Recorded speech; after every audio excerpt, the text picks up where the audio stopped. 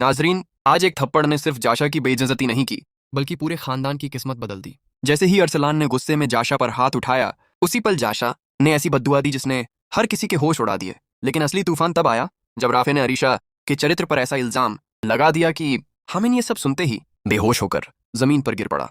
अब सवाल यह है कि क्या ये घर बिखर जाएगा या फिर कोई ऐसा सच सामने आएगा जो सबकी जिंदगी बदल देगा। जैसे ही अरसलान ने गुस्से से जाशा की तरफ देखा, उसकी आंखों में नफरत साफ दिखाई दे रही थी। उसने चीखते हुए कहा, तुम्हारी वजह से मेरी मोहब्बत हर दिन मुझसे दूर होती जा रही है।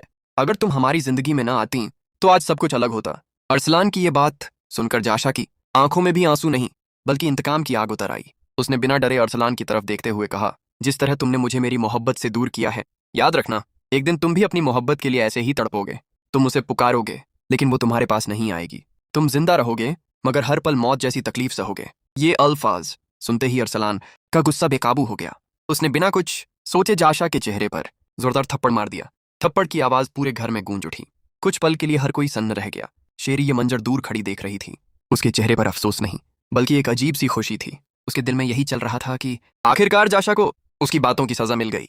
उसने मन ही मन सोचा कि अब जाशा कभी सिर उठाकर किसी के सामने खड़ी नहीं हो पाएगी। लेकिन शेरी को क्या पता था कि जाशा इतनी आसानी से हार मानने वालों में से नहीं है। रोती हुई जाशा जैसे ही वहां से निकली, उसने तुरंत राफे को फोन मिला दिया। कांपती हुई आवाज में उसने कहा, राफे, अरसलान ने आज मुझ पर हाथ उठा दिया। उसने सबके सामने मेरी बेइज्जती की है। अगर आज भी तुम खामोश रहे तो मैं कभी तुम्हें माफ नहीं करूंगी। राफे ने जैसे ही ये बात सुनी, उसका गुस्सा 7वें आसमान पर पहुंच गया। लेकिन उसका गुस्सा अरसलान पर नहीं बल्कि अरीशा पर फूट पड़ा। घर पहुंचते ही उसने अरीशा को सबके सामने रोक लिया और बेहद सख्त लहजे में कहा, तुम आज भी मुझसे मोहब्बत का दावा करती हो, लेकिन तुम्हारा दिल कहीं और है। तुम्हारी बातों से साफ लगता है कि तुम आज भी जिनको नहीं भूली। तुम्हारी असली मोहब्बत मैं नहीं, वो है। अरीशा ये इल्जाम सुनकर हैरान रह गई। उसने लाख समझाने की कोशिश की लेकिन राफे किसी की सुनने को तैयार नहीं था। गुस्से में उसने एक और ऐसा जुमला कह दिया जिसने पूरे घर की नींव हिला दी। उसने कहा, और एक बात कान खोलकर सुन लो, मुझे नहीं लगता कि तुम्हारे पेट में पल रहा बच्चा मेरा है। मुझे यकीन नहीं कि मैं उस बच्चे का बाप हूं। पता नहीं उसका असली बाप कौन है। तुम सिर्फ उसे मेरा नाम देना चाहती हो, लेकिन मैं ऐसे बच्चे की जिम्मेदारी कभी नहीं उठाऊंगा जिसके बारे में मुझे ही यकीन ना हो। राफे के मुंह से ये बातें निकलते ही पूरे घर में सन्नाटा छा गया। अरीशा की आंखों से आंसू बहने लगे। उसके पास अपनी बेगुनाही साबित करने के लिए शब्द थे, मगर उस पल किसी ने उसकी आवाज सुनने की कोशिश ही नहीं की।